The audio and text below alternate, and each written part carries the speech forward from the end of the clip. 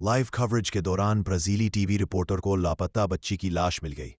एक Brazilian TV reporter को उस वक्त खौफनाक लम्हात का सामना करना पड़ा जब वो शुमाल मशरकी ब्राज़ील में दरियाए मैरियम में डूबने के एक हादसे की लाइव कवरेज कर रहा था और उसके पांव के नीचे एक लापता बच्ची की लाश आ गई। सहाफ़ी लिनाल्डो फ्राज़ाओ 13 साला राइसा नामी लड़की के लापता होने के बारे में एक फील्ड रिपोर्ट तैयार कर रहा था।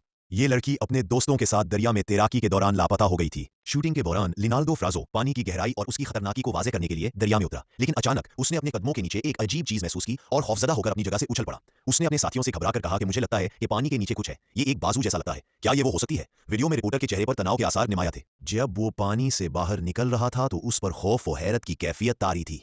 उसके बाद इमदादी टीमों ने इलाके में तलाश का काम तेज कर दिया और बाद में उसी जगह से बच्ची की लाश मिली जहां फराज़ाओ ने रिपोर्ट तैयार की थी।